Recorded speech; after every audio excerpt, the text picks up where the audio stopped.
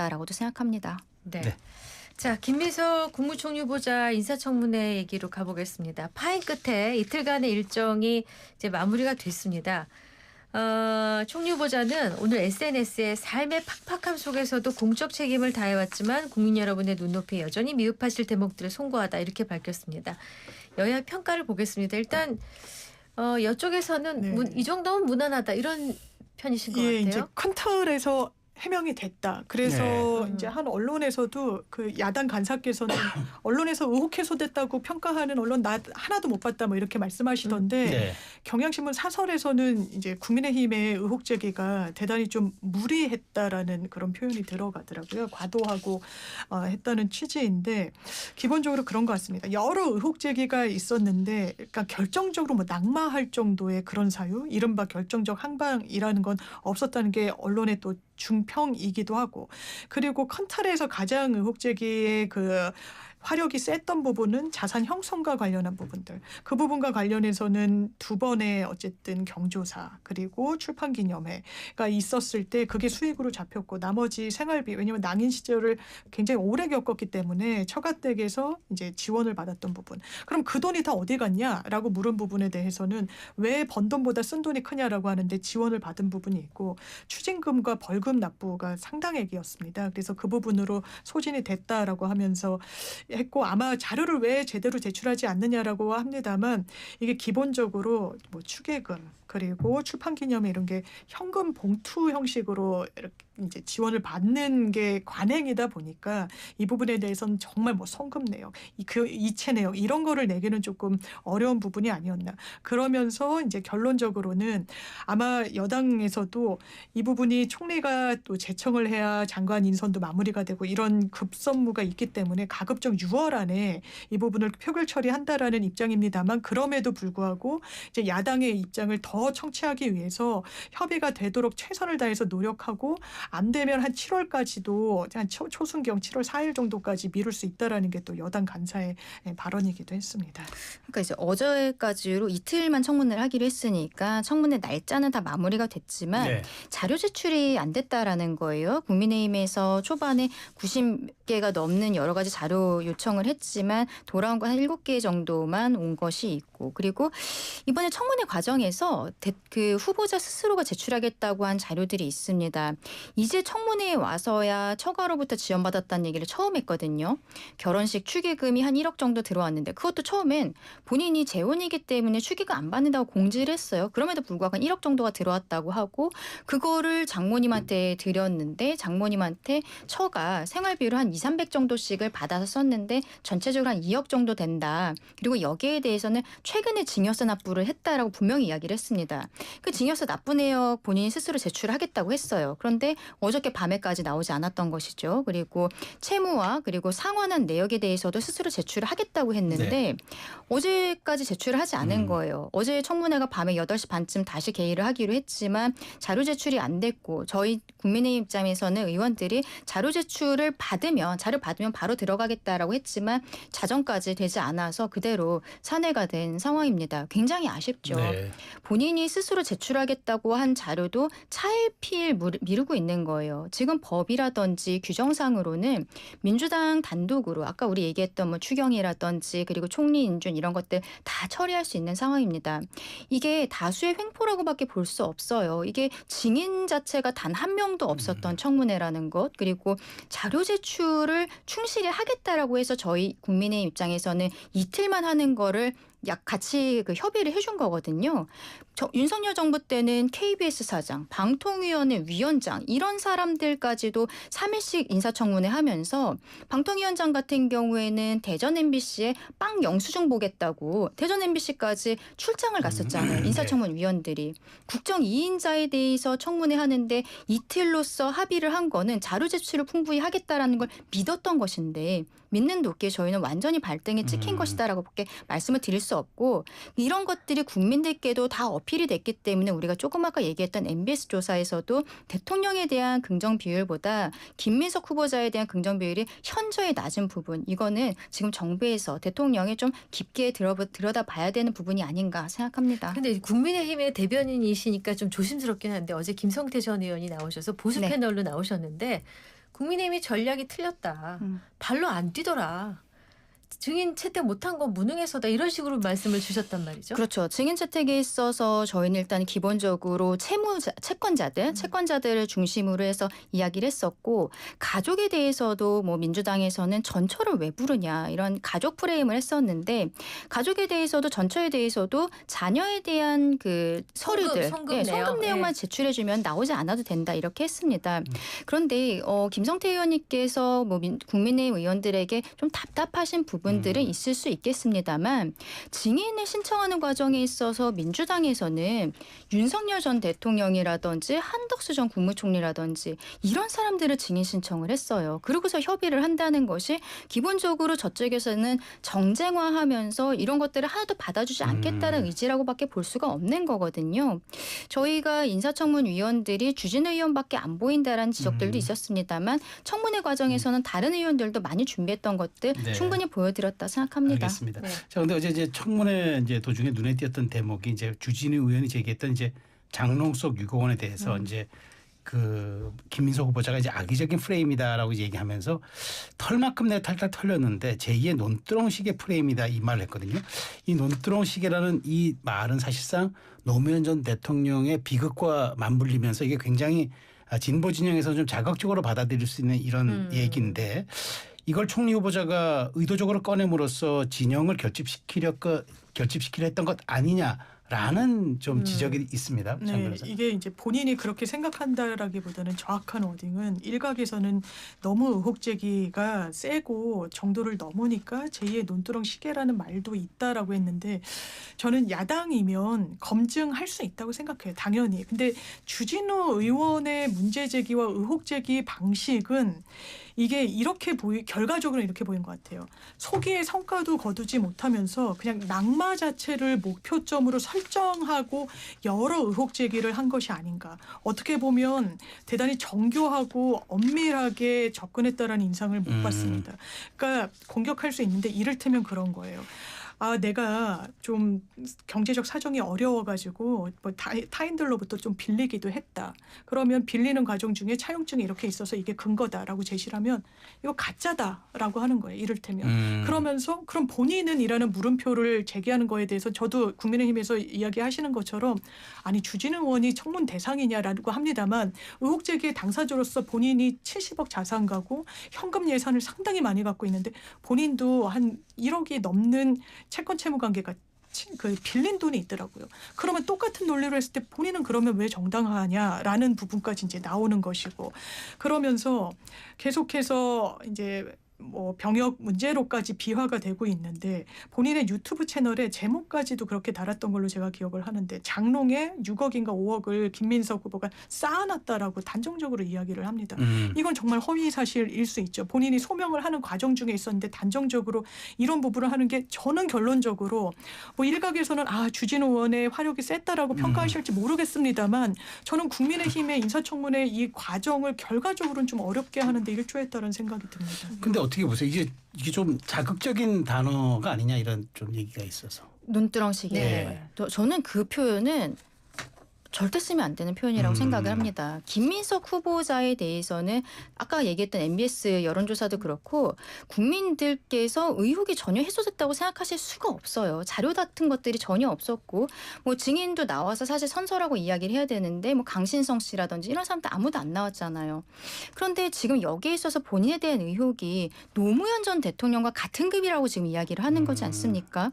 이거는 민주당 당원들도 저는 모욕하는 거라고 생각하고 보수를 지지하시는 분들도 노무현 전 대통령에 대해서 존경하는 분들이 굉장히 많아요. 이분들에 대해서도 굉장히 모욕하는 언사라고 생각합니다. 어떻게 본인이 지금 채권 채무 제대로 정리 못한 것이 노무현 전 대통령과 같은 급이라고 이야기를 할 수 있는지 정말 저는 국민 한 사람으로서 굉장히 분노가 치미는 지점이었다라고 말씀을 드리고 싶고요. 네. 그리고 주진우 의원에 대한 문제 제기, 특히 뭐 병역에 대한 것들까지 이야기하는 건 너무 과하다고 생각해요. 근데 저는 민주당 의원들 그리고 방송에 나오는 민주당 패널분들도 답답함이 있었을 것이라 생각합니다. 왜냐하면 김민석 후보자가 본인에 대한 의혹들이 계속 나올 때 처음에 뭐라 그랬냐면 일요일 정도까지 국민들께서 다 납득하실 수 있도록 본인이 글을 올리겠다고 네. 했어요. 그런데 일요일 날까지 올라온 거는 뭐 중과세 내역 이 정도밖에 없는 거예요. 국민들께서 궁금하신 건 그러니까 그 현금 다 어디서 난 건데 그러니까 그 수입이 다 어디서 난 건데 그걸 소명하라는 거였거든요. 근데 그 이후에는 청문회 가서 얘기하겠습니다. 그리고 입을 딱 닫아버리는 거예요. 그러면 민주당 측에서 김민석 의원에 대해서 후보자에 대해서 쉴드를 치려고 해도 사실상 자료가 국민의힘 쪽이랑 똑같은 거잖아요. 아무것도 없는 거예요. 네. 근데 청문회에 와서 이제서야 뭐 장모님한테 2억을 받았다. 그리고 예전에 강신성 씨한테 450만 원씩 받은 게 배추 농사에다가 2억 원 투자했더니 월 450만 원씩 주더라. 네네. 아니 이게 정말로 그러면 연 25% 이상의 그 수익률이 네. 있는 건데 이러한 이야기를 이제서야 처음 하는 겁니다. 이걸 국민들께서 납득을 하실 수 있을지 이걸 가지고 본인이 노무현급의 논두렁식의 시즌2다라고 이야기할 수 있는지 정말 의문이라고 말씀드리고 싶습니다. 알겠습니다. 네. 자, 이제 윤석열 전 대통령 얘기로 가겠습니다. 경찰의 세 차례 소환에 불응했었던 윤석열 전 대통령에 대한 내란 특검이 신청한 그 체포 영장이 있었는데 기각됐습니다. 이유는 윤 전 대통령 측에서 나가겠다, 자진 출석하겠다고 해서인데요. 이에 따라서 특검 출범 16일 만에 윤 전 대통령을 대면 조사하게 됐습니다. 일정이 어떻게 됐나요? 네, 일단 이번 주 토요일 날 오전 9시까지 나와라. 음. 이거를 거부할 수는 없는 거예요. 왜냐하면 윤석열 대통령의 체포영장이 기각된 가장 큰 사유는 법원이 이렇게 물은 거예요. 특검에는 나오겠다라고 하는데 체포까지 필요해? 라고 물은 거거든요. 그러니까 안 나가는 즉시 또 체포영장 다시 청구할 거예요. 그리고 그거는 100% 진짜 발부될 겁니다. 네. 법원이 이런 인식을 보여줬기 때문에. 그러니까 지금 윤석열 전 대통령 측에서도 9시는 너무 무리하니까 이제 10시. 그리고 이제 공개된 장소로 이렇게 포토라인에 서기보다는 내가 비공개로 좀 나가길 원한다. 이제 조율 단계에 들어간 것이고 네. 이제는 이제 9시부터 내지는 10시부터 토요일에 조사는 거의 기정사실화됐다라고 네. 보여질 거고요. 네. 하나의 관건은 그러면 조사를 하다가 윤석열 전 대통령이 적극적으로 임할 거라고 보여지지 않습니다. 이제 내란 수사와 관련해서 공수처의 인신이 확보됐을 때 진술 거부했거든요. 그리고 큰 틀에서 이제 공수처의 수사 권한이 없다라는 정도의 의견 개진만 있었던 건데 비슷할 거예요. 지금도 특검 자체의 발족이 위헌이다 이 주장부터 하고 있거든요. 그러면 구체적인 질문지에 대해서 답변하지 않을 거고, 근데 답변하지 않는다고 해서 준비된 질문을 묻지 않는 건 아닙니다. 네. 조서로 남겨야 되기 때문에 묵묵부답하다 내지는 뭐 코웃음을 치다, 네. 뭐 헛웃음을 짓다, 뭐 이런 이렇게, 또 예. 약간 연극의 함이 그런 것처럼 적게 돼 있는데요. 네. 그런 부분과 관련해서 수사기관으로서는 상당히 지금 적극성은 보이고 있거든요. 내란 특검이. 네. 그러면 그때 영장을 또 바로 청구할 수도 있습니다. 이때는 체포영장 아니죠. 일단 왔으니까 소환에는 응했으니까. 그러면 이제 인신 확보를 위한 구속 수사를 위한 추가 정말 구속영장 청구까지도 염두에 두고 이날 소환 조사가 이루어지지 않을까 생각합니다. 약간 지금 기싸움 형태 같아요. 그러니까 지금 윤 전 대통령 측에서는 출석은 하되 비공개로 해달라고 했고 내란 특검 측 특검보는 법불하기 전직 대통령 예우 없다. 조사실도 따로 안 만든다. 뭐 이렇게 얘기하는 이 과정인데 또 일부 언론에서는 체포영장 기각을 둘러싸고 법리를 가지고 정면으로 부딪혔던 조은석 특검과 윤석열 대통령 측에서 일패를 어쨌든 또 조은석 특검이 당한 것이다라는 또 보도도 있고 해서 이 비공개 출석 특검 측에서 어떻게 받아들일 것 같아요? 근데 기존에 검찰에 출석을 할 때 그 포토라인에 서지 않도록 규정을 한 것이 문재인 전 대통령 때부터 이제 시행이 됐었기 때문에 그랬죠. 특검에도 적용이 되나요? 네, 그러니까 네. 지금 그거를 얘기를 하는 겁니다. 네. 뭐 현실적으로는 거의 이미 하고 있는 제도를 그대로 쓸 수 있도록 해달라라는 수준이고 9시에 오라고 했는데 10시에 가겠다라고 한 거는 말씀하신 것처럼 약간의 기싸움이 아닌가라고 생각을 해요. 근데 어쨌든 조사는 아마 그날 이루어질 것이라고 생각을 하고 장 변호사님께서 곧 그 구속영장을 청구하지 않겠냐라는 네, 형태로 네. 이야기를 하셨는데 저는 구속영장은 바로 신청하지는 않을 것이라고 생각합니다. 왜냐하면 구속영장을 신청하면은 이제 구속할 수 있는 기한이 얼마 안 되고 그다음에 바로 기소를 해야 되는데 지금 얼만큼의 조사가 되었을지 모르겠지만 특검은 최대 수사기간이 한 170일 정도 그러니까 올해 말 정도까지 되었을 때 저는 어느 정도의 수사가 다 쌓여 있을 때 그때쯤에 구속영장 청구를 하게 되지 않을까도 생각하거든요. 왜냐하면 또 내란 특검이라는 것이 그동안에 지금 내란죄로서 기소된 것 이외에 다른 사건들 여죄를 찾아야 되는 거예요. 윤석열 전 대통령은 이미 내란죄로 기소가 돼서 내란죄로 추가 기소할 수는 없고 이제 여죄 그러니까 체포영장 집행을 뭐 저지했다라든지 그리고 지금 비화폰을 삭제하도록 지시를 했다라든지 이런 지금 혐의로서 조사를 받으러 오라고 하는 거거든요. 그러니까 그런 부분에 있어서의 조사 같은 것들이 충분히 더 이루어져야 되는 상황들이 있을 거라고 보여서 구속영장 청구는 당장 하지는 않을 것 같다라고 생각합니다. 네.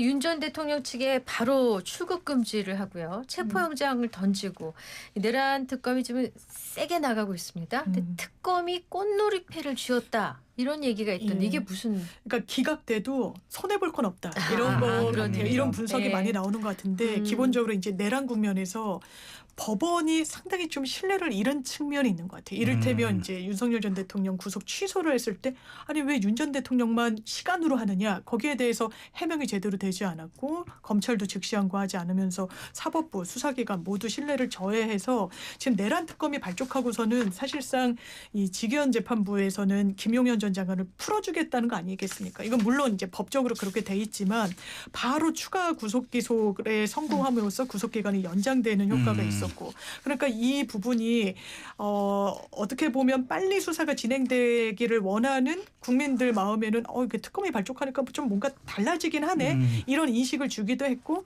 윤석열 전 대통령에 대해서도 특검은 이 영장이 기각되니까 이거 제 돈 걸린 거 아니야라는 그런 분석이 나올 만도 합니다만 일견으로는 재판부에서도 특검에는 나오겠다고 하니까 한번 지켜보자라는 거는 안 나왔을 때는 바로 또 영장을 청구할 수 있는 그런 명분을 스스로 갖기도 했고 또 기각되더라도 사람들이 특검이 뭘 잘못한 거 아니야? 라기보다는 지금은 법원이 또 뭔가 봐주는 거 아니야? 왜 이렇게 관대한 거야? 이런 국면이 또 네. 있어서 그래서 꽃놀이패라는 게 언론에서 이제 나오는 것 같습니다. 근데 재밌는 게 이제 윤 전 대통령과 조은석 특검의 인연이 또 부각이 돼요. 그러니까 한번 중앙지검장 서울고검장으로 이제 저 네. 검찰총장을 자리를 놓고 다투기도 했고. 네. 근데 이제 또 조은석 특검이 윤 전 대통령의 검사실 선배인데다가 네. 자신이 기소했던 사건에 대해서 무죄로 끝난 사건이 한 건도 없어서 그런 얘기도 있더라고요. 거의 스나이퍼 수준이라 그러는데 네. 그러면 이제 어떻게 된 겁니까? 그러니까 재수사의 달인이다 막 이런 얘기도 있어요. 저희가 이제 불기소 처분을 받을 때 제일 많은 게 이제 증거 불충분인데 네. 그러니까 증거를 제대로 안 들여다봤다는 인상을 이제 피해자로서 많이 받는데 그렇게 종결되는 사건을 다시 헤집어서 기소하고 공소유지에 성공했는 검사였다는 거예요. 본인이 쓴 책도 있습니다. 연수원 교재는 뭐 무슨 민사재판실 뭐 이런 제목인데 이건 되게 특이하게 수사감각이라는 감각이라는 그런 제목이에요. 촉이군요 한마디로. 수사촉. 그래서 실제로도 정말 촉과 병법의 여러 격언들이 많이 들어가 있다는 거예요. 그 책을 보면요. 수사 기법 같은 거, 심리전 막 이런 부분. 그러니까 어떻게 보면 수사 이 검찰 업에는 상당히 특화된 이런 분이라는 생각이 들고 뭐 여야 할 것 없이 구속 기소한 그런 정치인들도 너무 많아가지고요. 꼭 뭐 이제 민주당에서도 막 반색했던 건 아닙니다. 처음에. 그래서 그 결과물로 이제 수사기관은 이야기를 하는 거라서 한번 지켜봐야 될 것 같습니다. 네, 김용현 전 장관 얘기 짧게 하고 가겠습니다.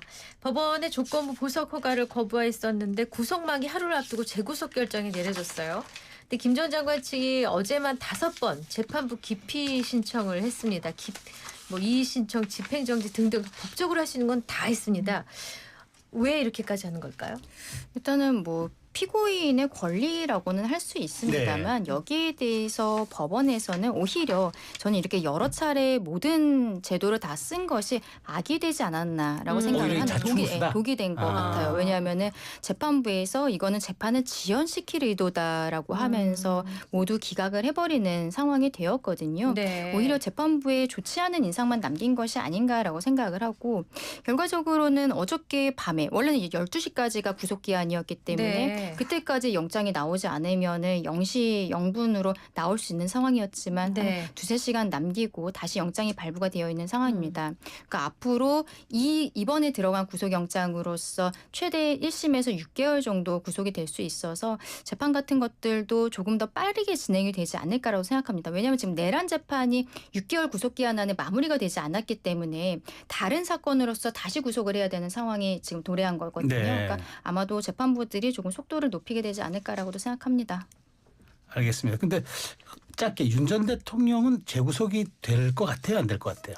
그러니까 앞서 말씀드린 것처럼 일단은 내란죄로서는 구속 취소가 나왔기 때문에 다시 구속을 할 수가 없어서 이번에 지금 체포영장 들어간 사건 있잖아요. 요거는 체포영장이라는 것은 잠깐 수사할 수 있도록 그 인신을 구속하는 거고 결과적으로는 구속영장을 청구해서 영장 실질 심사를 받고 들어가 있는 기간이 있어야 되는데 그거는 그 특검의 그 수사 기간이 있기 때문에 아마 올해 말 정도에 구속영장 신청을 하게 되지 않을까. 실익 또 없는 거죠. 그 구속영장이라는 건 특검 그런데 측에서도. 지금 구속을 해놓은 상황에서는 심리적인 압박이 있기 때문에 그런 걸 가지고 어떻게 보면 조사를 하는 과정에 있어서 조금 더 득이 된다라고 특검에서도 생각을 할 수가 있어서 알겠습니다. 특검에서 판단을 할 것이라고 네, 봅니다. 시사 맛집 장강 장유미 변호사 그리고 국민의힘 대변인 강전혜 변호사 두 분과 함께했습니다. 고맙습니다. 잘 들었습니다. 고맙습니다.